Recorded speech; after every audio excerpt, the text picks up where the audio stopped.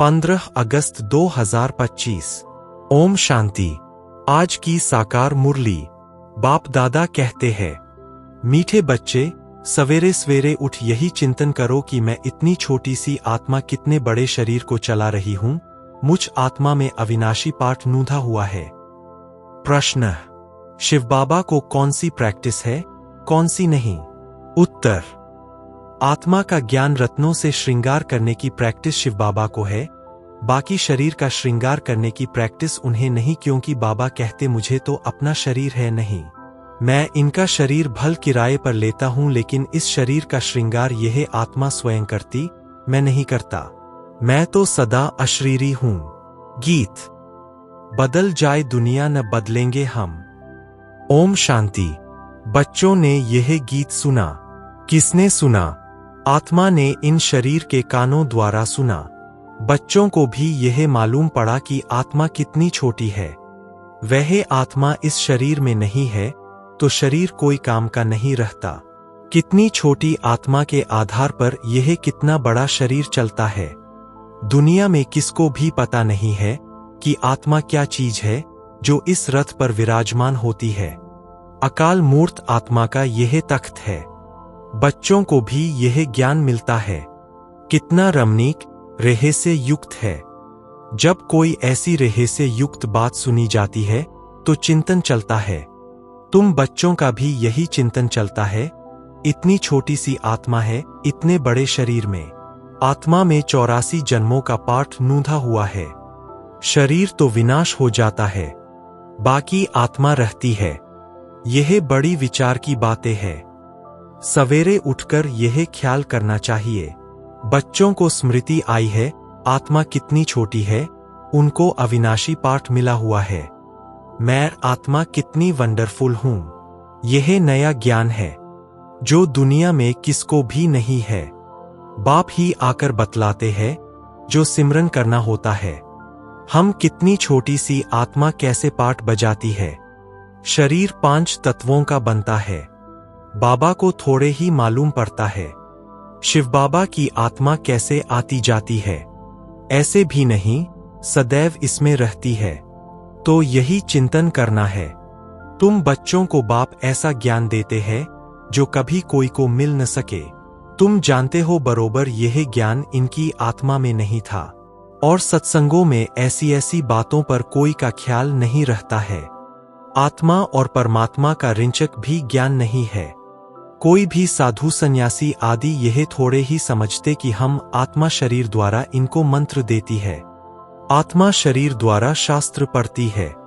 एक भी मनुष्य मात्र आत्म अभिमानी नहीं है। आत्मा का ज्ञान कोई को है नहीं, तो फिर बाप का ज्ञान कैसे होगा? तुम बच्चे जानते हो हम आत्माओं को बाप कहते हैं। मीठे मीठे बच्चों, तुम कितना समझदार बन रहे हो। ऐसा कोई मनुष्य नहीं जो समझे कि इस शरीर में जो आत्मा है उनको परमपिता परमात्मा बैठ पढ़ाते हैं। कितनी समझने की बातें हैं, परंतु फिर भी धंधे आदि में जाने से भूल जाते हैं। पहले तो बाप आत्मा का ज्ञान देते हैं जो कोई भी मनुष्य मात्र को नहीं है। गायन भी है ना, आत्माएं परमात्मा अलग रहे बहुकाल, हिसाब है ना। तुम बच्चे जानते हो आत्मा ही बोलती है शरीर द्वारा। आत्मा ही शरीर द्वारा अच्छे व बुरे काम करती है। बाप आकर आत्माओं को कितना गुलगुल बनाते हैं। पहले पहले तो बाप कहते हैं सवेरे सवेरे उठकर यही प्रैक्टिस व ख्याल करो कि आत्मा क्या है जो इस शरीर द्वारा सुनती है। आत्मा का बाप परमपिता परमात्मा है, जिसको पतित पावन ज्ञान का सागर कहते हैं। फिर कोई मनुष्य को सुख का सागर, शांति का सागर कैसे कह सकते? क्या लक्ष्मी नारायण को कहेंगे सदैव पवित्रता का सागर? नहीं, एक बाप ही सदैव पवित्रता का सागर है। मनुष्य तो सिर्फ भक्ति मार्ग के शास्त्रों का बैठ वर्णन करते हैं, प्रैक्टिकल अनुभव नहीं है। ऐसे नहीं समझेंगे हम आत्मा इस शरीर से बाप की महिमा करते हैं। वह हमारा बहुत मीठा बाबा है, वही सुख देने वाला है। बाप कहते हैं, हे आत्माएं, अब मेरी मत पर चलो। यह अविनाशी आत्मा को अविनाशी बाप द्वारा अविनाशी मत मिलती है। वह विनाशी शरीरधारियों को विनाशी शरीरधारियों की ही मत मिलती है। सतयुग में तो तुम यहाँ की प्रारब्ध पाते हो, वहाँ कभी उल्टी मत मिलती ही नहीं। अभी की श्रीमत ही अविनाशी बन जाती है, जो आधाकल्प चलती है। यह नया ज्ञान है, कितनी बुद्धि चाहिए इसको ग्रहण करने की, और एक्ट में आना चाहिए। जिन्होंने शुरू से बहुत भक्ति की होगी वही अच्छी रीति धारण कर सकेंगे। यह समझना चाहिए, अगर हमारी बुद्धि में ठीक रीति धारणा नहीं होती है तो जरूर शुरू से हमने भक्ति नहीं की है। बाप कहते हैं, कुछ भी नहीं समझते हो तो बाप से पूछो, क्योंकि बाप है अविनाशी सर्जन। उनको सुप्रीम सोल भी कहा जाता है। आत्मा पवित्र बनती है तो उनकी महिमा होती है। आत्मा की महिमा है तो शरीर की भी महिमा होती है। आत्मा तमो प्रधान है तो शरीर की भी महिमा नहीं। इस समय तुम बच्चों को बहुत गुह्य बुद्धि मिलती है, आत्मा को ही मिलती है। आत्मा को कितना मीठा बनना चाहिए, सबको सुख देना चाहिए। बाबा कितना मीठा है, आत्माओं को भी बहुत मीठा बनाते हैं। आत्मा कोई भी अकर्तव्य कार्य न करे, यह प्रैक्टिस करनी है। चेक करना है कि मेरे से कोई अकर्तव्य तो नहीं होता है। शिव बाबा कभी अकर्तव्य कार्य करेंगे नहीं, वह आते ही है उत्तम से उत्तम कल्याणकारी कार्य करने, सबको सद्गति देते हैं। तो जो बाप कर्तव्य करते हैं, बच्चों को भी ऐसा कर्तव्य करना चाहिए। यह भी समझाया है, जिसने शुरू से लेकर बहुत भक्ति की है, उनकी बुद्धि में ही यह ज्ञान ठहरेगा। अभी भी देवताओं के ढेर भक्त है, अपना सिर देने के लिए भी तैयार रहते हैं। बहुत भक्ति करने वालों के पिछाड़ी कम भक्ति करने वाले लटकते रहते, उनकी महिमा गाते हैं। उनका तो स्थूल में सब देखने में आता है, यहां तुम हो गुप्त। तुम्हारी बुद्धि में सृष्टि के आदि मध्यांत का सारा ज्ञान है। यह भी बच्चों को मालूम है, बाबा हमको पढ़ाने आए हैं। अब फिर हम घर जाएंगे, जहां सब आत्माएं आती है, वह हमारा घर है। वहां शरीर ही नहीं तो आवाज कैसे हो। आत्मा के बिना शरीर जड़ बन जाता है। मनुष्यों का शरीर में कितना मोह रहता है। आत्मा शरीर से निकल गई तो बाकी 5 तत्व, उन पर भी कितना लव रहता है। स्त्री पति की चिता पर चढ़ने लिए तैयार हो जाती है, कितना मोह रहता है शरीर में। अभी तुम समझते हो नष्टो मोहा होना है सारी दुनिया से। यह शरीर तो खत्म होना है, तो उनसे मोह निकल जाना चाहिए ना, परंतु बहुत मोह रहता है। ब्राह्मणों को खिलाते हैं, याद करते हैं ना, फलाने का श्राद्ध है, अब वह थोड़े ही खा सकते हैं। तुम बच्चों को तो अब इन बातों से अलग हो जाना चाहिए। ड्रामा में हर एक अपना पार्ट बजाते हैं। इस समय तुमको ज्ञान है, हमको नष्टो मोहा बनना है। मोह जीत राजा की भी कहानी है ना, और कोई मोह जीत राजा होता नहीं। यह तो कथाएं बहुत बनाई है ना, वहां अकाले मृत्यु होती नहीं, तो पूछने की भी बात नहीं रहती। इस समय तुमको मोह जीत बनाते हैं। स्वर्ग में मोह जीत राजाएं थे, यथा राजा रानी तथा प्रजा ऐसे है। वह ए ही नष्टो मोहा की राजधानी। रावण राज्य में मोह होता है, वहां तो विकार होता नहीं, रावण राज्य ही नहीं, रावण की राजाई चली जाती है। राम राज्य में क्या होता है कुछ भी पता नहीं, सिवाय बाप के और कोई यह बातें बता न सके। बाप इस शरीर में होते भी देही अभिमानी है। लोन अथवा किराए पर मकान लेते हैं तो उसमें भी मोह रहता है। मकान को अच्छी रीति फर्निश करते हैं, इनको तो फर्निश करना नहीं है, क्योंकि बाप तो अशरीरी है ना। इनको कोई भी श्रृंगार आदि करने की प्रैक्टिस ही नहीं है। इनको तो अविनाशी ज्ञान रत्नों से बच्चों को श्रृंगारने की ही प्रैक्टिस है। सृष्टि के आदि मध्यांत का राज समझाते हैं। शरीर तो पवित्र ही है, इनको जब दूसरा नया शरीर मिलेगा तो पवित्र होंगे। इस समय तो यह पुरानी दुनिया है, यह खत्म हो जानी है। यह भी दुनिया में किसको पता ही नहीं है, धीरे धीरे मालूम पड़ेगा। नई दुनिया की स्थापना और पुरानी दुनिया का विनाश, यह तो बाप का ही काम है। बाप ही आकर ब्रह्मा द्वारा प्रजा रच नई दुनिया की स्थापना कर रहे हैं। तुम नई दुनिया में हो। नहीं, नई दुनिया स्थापन होती है तो ब्राह्मणों की चोटी भी ऊंच है। बाबा ने समझाया है, बाबा के सम्मुख आते हो तो पहले यह याद करना है कि हम ईश्वर बाप के सम्मुख जाते हैं। शिव बाबा तो निराकार है, उनके सम्मुख हम कैसे जाएं? तो उस बाप को याद कर फिर बाप के सम्मुख आना है। तुम जानते हो वह इसमें बैठा हुआ है। यह शरीर तो पतित है। शिव बाबा की याद में न रह कोई काम करते हो तो पाप लग जाता है। हम शिव बाबा के पास जाते हैं, फिर दूसरे जन्म में दूसरे संबंधी होंगे, वहां देवताओं की गोद में जाएंगे। यह ईश्वरीय गोद एक ही बार मिलती है। मुख से कहते हैं, बाबा हम आपका हो चुका। बहुत है जिन्होंने कभी देखा भी नहीं है। बाहर में रहते हैं, लिखते हैं, शिव बाबा हम आपकी गोद के बच्चे हो चुके हैं। बुद्धि में ज्ञान है। आत्मा कहती है, हम शिव बाबा के बन चुके।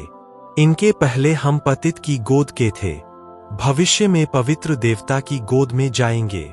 यह जन्म दुर्लभ है। हीरे जैसा तुम यहां संगम युग पर बनते हो। संगम युग कोई उस पानी के सागर और नदियों को नहीं कहा जाता। रात दिन का फर्क है। ब्रह्मपुत्रा बड़े ते बड़ी नदी है जो सागर में मिलती है। नदियां जाकर सागर में पड़ती है। तुम भी सागर से निकली हुई ज्ञान नदी हो। ज्ञान सागर शिव बाबा है। बड़े ते बड़े नदी है ब्रह्मपुत्रा। इनका नाम ब्रह्मा है। सागर से इनका कितना मेल है? तुमको मालूम है नदियां कहाँ से निकलती है? सागर से ही निकलती है, फिर सागर में पड़ती है। सागर से मीठा पानी खींचते हैं। सागर के बच्चे फिर सागर में जाकर मिलते हैं। तुम भी ज्ञान सागर से निकली हो, फिर सब वहां चली जाएंगी जहां वह रहते हैं। वहां तुम आत्माएं भी रहती हो। ज्ञान सागर आकर तुमको पवित्र मीठा बनाते हैं। आत्मा जो खारी बन गई है उनको मीठा बनाते हैं। 5 विकारों रूपी छीछी नमकीन तुमसे निकल जाती है तो तुम तमो प्रधान से सतो प्रधान बन जाते हो। बाप पुरुषार्थ बहुत कराते हैं। तुम कितने सतो प्रधान थे, स्वर्ग में रहते थे। तुम बिल्कुल छीछी बन गए हो। रावण ने तुमको क्या बनाया है? भारत में ही गाया जाता है, हीरे जैसा जन्म अमोलक। बाबा कहते रहते हैं, तुम कौड़ियों पिछाड़ी क्यों हैरान होते हो? कौड़ियां भी जास्ती थोड़े ही चाहिए। गरीब झट समझ जाते हैं। साहूकार तो कहते हैं, अभी हमारे लिए यहां ही स्वर्ग है। तुम बच्चे जानते हो, जो भी मनुष्य मात्र है सबका इस समय कौड़ी जैसा जन्म है। हम भी ऐसे थे। अभी बाबा हमको क्या बनाते हैं? एम ऑब्जेक्ट तो है ना। हम नर से नारायण बनते हैं। भारत अब कौड़ी जैसा कंगाल है ना। भारतवासी खुद थोड़े ही जानते। यहां तुम कितने साधारण अबलाएं हो। कोई बड़ा आदमी होगा तो उनको यहां बैठने की दिल नहीं होगी। जहां बड़े बड़े आदमी सन्यासी गुरु आदि लोग होंगे वहां की बड़ी बड़ी सभाओं में जाएंगे। बाप भी कहते हैं, मैं गरीब निवाज हूं। कहते हैं, भगवान गरीबों की रक्षा करते हैं। अभी तुम जानते हो हम कितने साहूकार थे, अभी फिर बनते हैं। बाबा लिखते भी है, तुम पद्मा पदमपति बनते हो। वहां पर मारा मारी नहीं होती है। यहां तो देखो पैसे के पीछे कितनी मारा मारी है। रिश्वत कितनी मिलती है। पैसे तो मनुष्यों को चाहिए ना। तुम बच्चे जानते हो बाबा हमारा खजाना भरपूर कर देते हैं। आधा कल्प के लिए जितना चाहिए उतना धन लो, परंतु पुरुषार्थ पूरा करो, गफलत नहीं करो। कहा जाता है एना फॉलो फादर। फादर को फॉलो करो तो यह जाकर बनेंगे। नर से नारायण, नारी से लक्ष्मी, बड़ा भारी इम्तिहान है। इसमें जरा भी गफलत नहीं करनी चाहिए। बाप श्रीमत देते हैं तो फिर उस पर चलना है। कायदे कानून का उल्लंघन नहीं करना है। श्रीमत से ही तुम श्री बनते हो। मंजिल बहुत बड़ी है। अपना रोज का खाता रखो। कमाई की या नुकसान किया, बाप को कितना याद किया, कितने को रास्ता बताया, अंधों की लाठी तुम होना, तुमको ज्ञान का तीसरा नेत्र मिलता है। अच्छा, मीठे मीठे सिकी लधे बच्चों प्रति माता पिता बाप दादा का याद प्यार और गुड मॉर्निंग। रूहानी बाप की रूहानी बच्चों को नमस्ते। धारणा के लिए मुख्य सार। 1. जैसे बाप मीठा है, ऐसे मीठा बन सबको सुख देना है। कोई भी अकर्तव्य कार्य नहीं करना है। उत्तम से उत्तम कल्याण का ही कार्य करना है। 2. कौड़ियों के पिछाड़ी हैरान नहीं होना है। पुरुषार्थ कर अपनी जीवन हीरे जैसी बनानी है। गफलत नहीं करनी है। वरदान। निश्चय रूपी पाव को अचल रखने वाले सदा निश्चय बुद्धि निश्चिंत भव। सबसे बड़ी बीमारी है चिंता, इसकी दवाई डॉक्टर्स के पास भी नहीं है। चिंता वाले जितना ही प्राप्ति के पीछे दौड़ते हैं, उतना प्राप्ति आगे दौड़ लगाती है। इसलिए निश्चय के पाव सदा अचल रहें। सदा एक बल एक भरोसा, यह पाव अचल है तो विजय निश्चित है। निश्चित विजय सदा ही निश्चिंत है। माया निश्चय रूपी पाव को हिलाने के लिए ही भिन्न भिन्न रूप से आती है, लेकिन माया हिल जाए, आपका निश्चय रूपी पाव न हिले तो निश्चिंत रहने का वरदान मिल जाएगा। स्लोगन। हर एक की विशेषता को देखते जाओ तो विशेष आत्मा बन जाएंगे। अव्यक्त इशारे, सहज योगी बनना है तो परमात्म प्यार के अनुभवी बनो। आप गोप गोपियों के चरित्र गाए हुए हैं। बाप से सर्व संबंधों का सुख लेना और मग्न रहना अथवा सर्व संबंधों के लव में लवलीन रहना। जब कोई अति स्नेह से मिलते हैं तो उस समय स्नेह के मिलन के यही शब्द होते कि एक दूसरे में समा गए या दोनों मिलकर एक हो गए, तो बाप के स्नेह में समा गए अर्थात बाप का स्वरूप हो गए। अच्छा, ओम शांति।